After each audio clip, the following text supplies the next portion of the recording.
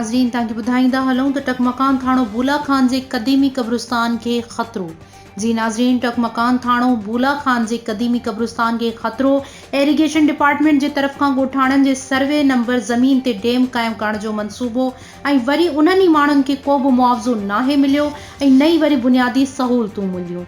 मुक़ामी माण्हुनि खे छॾे पंजाब साइड जा मज़दूर घुराया विया आहिनि ऐं क़ब्रिस्तान जी का बि सेफ्टी नाहे ॾिनी वई। माण्हुनि जो उन्हनि जे जाइज़ मसइलनि जे लाइ एहतजाज वधीक ॾिसूं था। रियाज़ हुसैन जी हिन रिपोर्ट में।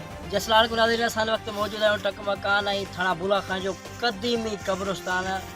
कई अरसे खां हिते तक़रीबन हिनखे हिते रिहायशी उन्हनि जो चवणु आहे त हिनखे 100 साल खां बि मथे जी आहे जेके हिन आबाद ॾाढा बि हिते हिन क़ब्रिस्तान में दफ़न थियल आहिनि ऐं हिननि सां वॾी नाइंसाफ़ी थी रही आहे। एरीगेशन डिपार्टमेंट जे तरफ़ां जेके हिते डैम क़ाइमु कयो आहे हिननि जो मुतालबो आहे त असांजे क़दीमी क़ब्रिस्तान खे दीवारूं ॾिनी वञे ऐं हिननि जी सेफ्टी कई वञे ताकी सुभाणे पाणी जे करे को नुक़सानु न पहुचे असांजे क़ब्रिस्तान खे।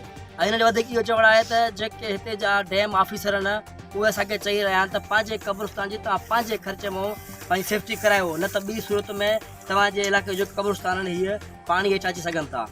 वधीक हिन जो मुतालबो आहे त असांजा जेके बि इलाइक़े वारा मज़दूर आहिनि उन्हनि खे कम ते भर्ती कयो वञे ऐं जेके सर्वे नंबर में अचनि था जेके जो सरकारी खां अलावा त उन्हनि खे मुआवज़ो ॾिनो वञे। कैमरामैन ज़ाहिद हुसैन लाशर सां गॾु रियाज़ हुसैन मक्सी, डिस्ट्रिक्ट जामशोरो। जी नाज़रीन, वधीक असां हिते इलाइक़े में कीन गॾु आहिनि उन सां ॻाल्हि ॿोल कयो त उन्हनि छा चवणु आहे वधीक हिन जे बारे में। जी तव्हां इहो असांखे ॿुधायो त तक़रीबन हीअ क़ब्रिस्तान खे घणो अर्सो गुज़री चुको आहे ऐं तव्हांखे जेका डैम थी रहिया आहिनि तव्हां कहिड़ा मुश्किल थियनि था पिया तव्हांखे सर हिन मां को नालू कपड़ी जो रहासी आहियां। अरशद अली मुंहिंजो नालो आहे। मां हिते असांजे माना अब्बा ॾाॾा जेके आहिनि हिन क़ब्रिस्तान में उन्हनि तदफ़ीन थियल आहे। हिते असां 100 सालनि खां असांजा अब्बा ॾाॾा रहनि था ऐं असां जेके आहिनि उहे हिन डैम वारनि खां मुतालबो कयूं था त असांखे सेफ्टी ॾिनी वञे माण्हुनि खे ऐं हिन क़ब्रिस्तान खे बि। जॾहिं हिते हिकिड़ो ख़लीफ़ो बि रहे थो उहो वीचारो असांजे माना क़ब्र ख़ुशाई लाइ कंदो आहे तॾहिं उनखे बि को मुआवज़ो न ॾिनो वेंदो आहे, न उनखे सेफ्टी आहे, न उनजे लाइ कमिरो आहे, का शइ उनजे लाइ न आहे। ॿी सूरत में हिते अंधेर बि आहे ऐं के माण्हू अहिड़ा अचनि बि था जेके डैम वारा असांखे धमकाइनि था बाबा पाण वञी कयो, असां ते एक्शन न खणो।